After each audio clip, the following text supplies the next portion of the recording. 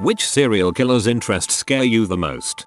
Zodiac. The letters, the costume at the Lake Berryessa scene, the fact that the cops probably freaking had him but couldn't put all the pieces together. It was like a weird mix of motivation, ability and luck that Zodiac never got caught.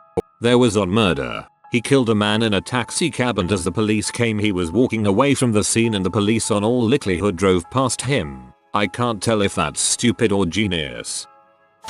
H.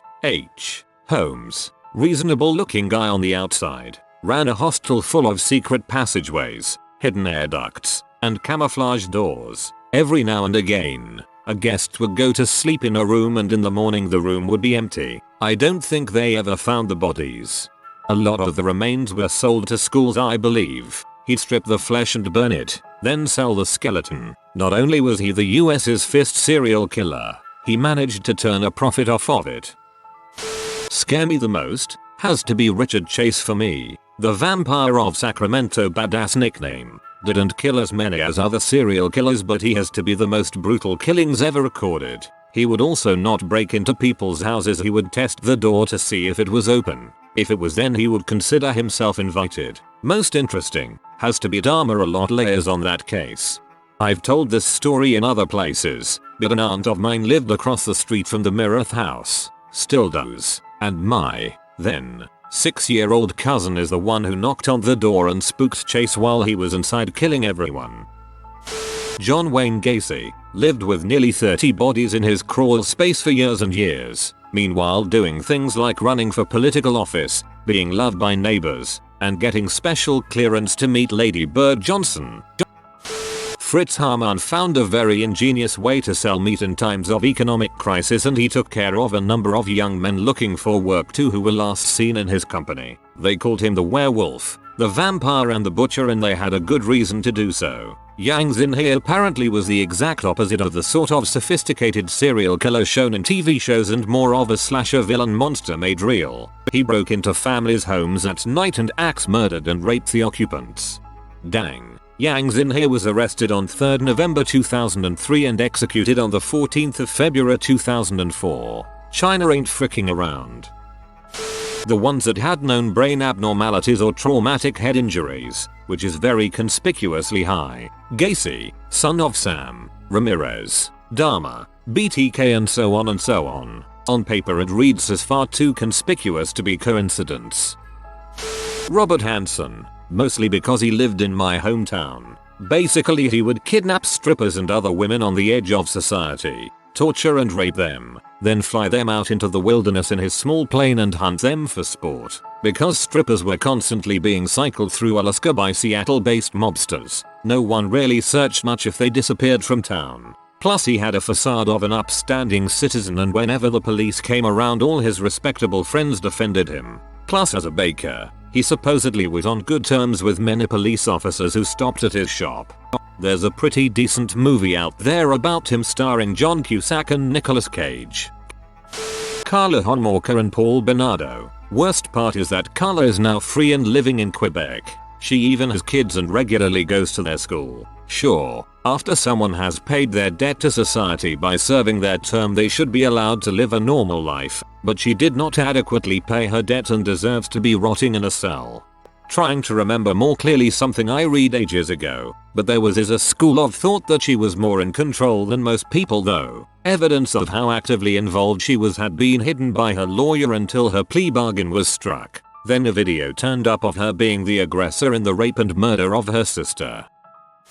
Can't help but feel the Unabomber had a point. However, how he went from technology is bad for humanity to let's bomb some people is pretty insane. Of course, mailing bombs to random people was straight up evil, but what he wrote in his manifesto seems to make sense to me. Of course he had a point. There's no shame in agreeing with him. It's how he handled this that most people have an issue with. Ed Kemper. The thing with him is that he is massive. Those girls didn't stand a chance. He appears as a gentle giant, but he must have been terrifying when he switched over. Even when he was arrested, if he decided he didn't want to go peacefully, he would have been difficult to stop. Rodney Alcala. That dating game appearance is fascinating. He had already murdered multiple women and was on national TV grooming another. Few were ever that bold. I can't believe I had to go this far down to find Ed Kemper. He was a monster. Nobody stood a chance against him. And the crazy part is that he's a certified genius. If you haven't seen Mindhunter on Netflix yet, it's a must watch. The actor that plays Ed Kemper did an incredible job.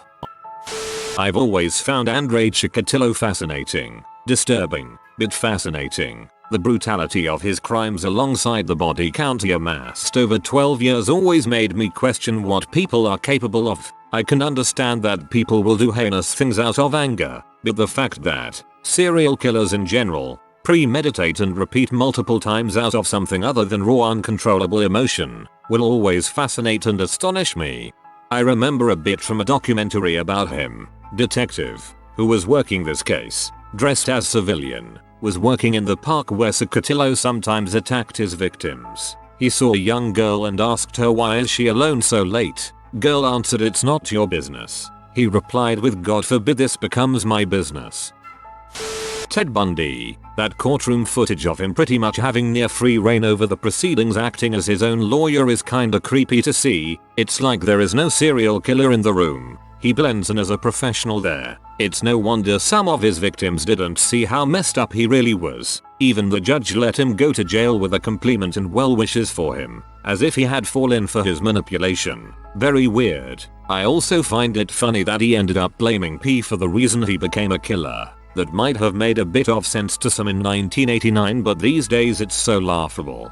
His idea of P is not the typical mainstream pornography. He referred to pulp magazines from the 30s 50s as P, that sensationalized torturing and belittling women, most often in non-sexual ways. Jeffrey Dahmer, to be honest, he seemed to be sincerely remorseful and just wanted to die. He viewed himself as a monster. There was an honesty in that, almost a dignity, and well, yes, he's a psychopath and probably manipulated me from the grave with that Stone Phillips interview. Same with David Berkowitz. He refused to identify a guy who almost killed him in prison because he said he deserved it after everything he'd done. He's had plenty of chances for parole, but he refused every single one. He's also a born-again Christian and said that it's helped him come to terms with his actions and accept his punishment, and he said he should never be released. Not as well known as most, but Carl Panzram is the one that interests me the most. The guy basically hoboed around the country raping and kill guys. Every time they locked him up he just came out stronger and crazier. Heck, he even had a vendetta against President Taft and would have probably killed him if he was home when he broke into his house. Instead he just stole his gun as well as some money, which he used to buy a yacht and traveled up and down the coast raping and murdering guys. He also had a plan to start a war between America and England that just might have worked if he actually pulled it off. Robert Pickton. Not really because of his crimes, but because of how poorly his case was handled, and how many he got away with. If even one of the police officers in his area would have done a fraction of their job correctly, they could have saved dozens of lives, but none of them cared since all the missing people were prostitutes. By the way, for anyone fascinated by serial killers, I can't recommend last podcast on the left enough. They've covered Pickton, Brutus, Jim Jones, Bundy, Gacy, Son of Sam, Dahmer, Holmes, Fish, Lucas, Rader, Call, Chikatilo, Ramirez, and Chase, among others.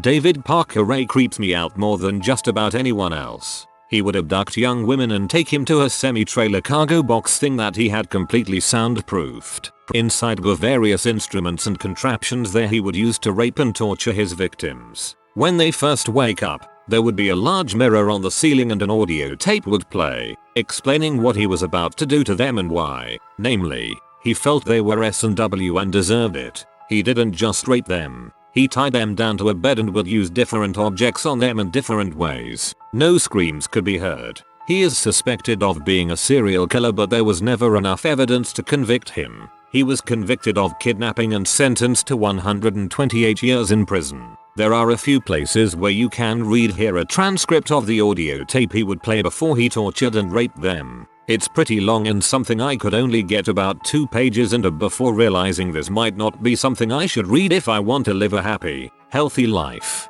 Creepiest guy I've heard of so far. Jack Unterweger, Austrian serial killer, rough childhood. He murdered a prostitute, S. at 25 and was convicted in 1976. He learned to read and write in prison, wrote a bestseller from prison, convinced everyone that he was reformed, and there was a movement among intellectuals to have him released early. He got released in 1990, became a celebrity and started working as journalist. Started murdering again almost immediately and was convicted of 9 murders in 1994. The whole thing is nuts. I'm surprised he isn't more famous. It's honestly the longest con of all time. Honestly, most if not all serial killers interest me. Like, what is going through your mind that you feel the need to kill? It's fascinating to me. Charles Manson. There's something profoundly creepy about the way he programmed the family, and there's the whole killed the counterculture thing as well. He was their leader, but it was his followers that made him even worse. Tex Watson seems truly terrifying and gave him much of his ideas. Roy Norris and Lawrence Bittaker, whose tape they made as they tortured one of their victims, was so horrifying the chief prosecutor in their case killed himself 8 months later and is still used as a method of CIA desensitization to this day. Has anybody on here watched Mindhunters? It's on Netflix. It's a drama, not a documentary, but it's about the FBI agents that wrote the book on the criminal profiling of serial killers. Has to be Edmund Kemper. Dude was 6 feet 9 inches, weighed over 250 pounds, and had an IQ of 145. Killed his grandparents and mother when he was 15 and did time in a psychiatric ward. Got out and killed 7 more women, ate one of them and had sex with the others' corpses. The case of that Japanese girl who was kidnapped, raped, and abused. She was kidnapped by some local teenage boys, who then raped her, set her on fire, beat her with clubs, ABD metal, made her eat numerous things that shouldn't be eaten, etc. She lived for 80 days and at the end was basically a sack of unrecognizable meat. Junko Furuta was her name. Bela Kiss is my favorite. He was this Hungarian guy who pickled people in barrels. He fought in World War I but he deserted, and from then on people just saw him, or thought they saw him, in random places around the world. He even supposedly joined and deserted the French Foreign Legion. Nobody ever caught him and no one knows where he died, or if he died at all, considering the police thought he was a vampire or something. The Iceman. He would go around with a little mist bottle with cyanide, pretend to sneeze while walking by you on the sidewalk and spray you in the face. Natural reaction to getting hit with mist is to breath in. A few moments later you're dying on the street and he's around the corner. Marcel Pichot, 1927 to 1946. He was a French doctor and serial killer for financial gain mostly, but sometimes simply from convenience. But what really sticks with me about him is when France was occupied during the war, they told Jewish citizens he had a way to gain safe passage to South Africa for the low price of 25,000 francs per person. On the day they were supposed to travel, Marcel, going by the false name Dr. Eugene, told them the South African government required them to get shots before entering. Of course they trusted the doctor saving their lives, and Marcel injected them with cyanide. He then took all their valuables and disposed of the body. Not quite a serial killer, but he was morbidly infamous. Ed Gein inspired several characters in horror movies such as Psycho, Texas Chainsaw Massacre, and Silence of the Lambs. He killed 2, maybe 3 people, but his favorite hobby was gravedigging. He'd keep certain things from the bodies and make stuff out of them. When police searched his house they found several vulvae, suits and masks made out of human skin, skulls fashioned into bowls, and more human skin on chair seats and even a lampshade made out of the stuff. He was later diagnosed with schizophrenia and he spent the rest of his life in an asylum. His family life was kinda sad, and it was speculated that his mom pushed him to do these things. His dad was an alcoholic, and his mom would make sure he was isolated, and would punish him if he tried to make any friends. She'd tell him that women are evil harlots, and that they weren't to be trusted. One by one his family died, and she was the last one to pass. It was said the day she died he lost his only friend and one true love. I learned about him from Mudvayne's song, Nothing to Gain, which I think portrays him excellently. 1. Richard Ramirez. His murder spree was going on right next to where I was growing up at the time. The local news would flash the witness description and I would have to cover my eyes. I was 7 years old at the time, and knowing this guy was killing people 2 cities over was terrifying. 2. Albert Fish. The X-ray of his groin with all the needles in it was a sight I won't forget. Gillis de Race was a leader in Joan of Arc's army, a holy man, and lured men and children to their terrible fates in his crypts. Scary because he was in a position of piety and power, and the fact that he targeted children was extra fricked up. Interesting because of how long ago it was. Holy crap, I'm an idiot. I read this as which serial killer's interest scares you the most. I was thinking IDK. Maybe if they read a book while wearing a skin mask. That's a weird interest for them to have kept getting mad when no one was answering the question right. Easily Carl Pangsram. Surprised to not see him posted yet. He was said to have killed at least 20, though the real number is unconfirmed, and sodomized up to 1,000 men and boys like he was as a child. Was known for the quote, "There were a lot of very nice things in the world. Among them were whiskey and sodomy." At one point actually stole President Taft's gun and money, used the money to buy himself a yacht and sailed around the world murdering sailors with the president's .45 as he went. When he was finally imprisoned, he vowed to kill the first man that bothered him. The unlucky fellow being the laundry foreman that he beat to death with an iron bar. Many human rights activist groups tried to get his death sentence appealed, which he denied and responded to by saying he wished he could strangle them all. Out of all the killers out there known for one thing or another, none can say they lived a life like Pansram. Probably that Italian lady Leonarda Cianciulli. She murdered like 3 of her neighbors and made soaps cakes out of their remains, and gave them out to friends and neighbors. Paul Bernardo was the Scarborough rapist, but he never killed anyone until he met Carla Homolka. She offered up her sister as a Christmas gift for him to drug and rape, but they got the dosage wrong and the sister choked to death on her own vomit. After that they kidnapped teenage girls and videotaped themselves raping, torturing, and killing them. When they were caught, Carla got a sweet plea bargain by saying she was a victim of domestic abuse and offering to flip on Bernardo. Then they found the videotapes and saw that she was just as much into it as he was, but by then her plea bargain was in effect. She got released early and remarried. She has kids. There was a news story about the fact that she was volunteering for a children's organization. Carla Homolka is a terrifying freaking psycho who is currently walking the streets under an assumed name. Free as a freaking bird. Sleep tight everyone. If you are new to the channel, you can subscribe. I publish new videos every day. Until then, check another video.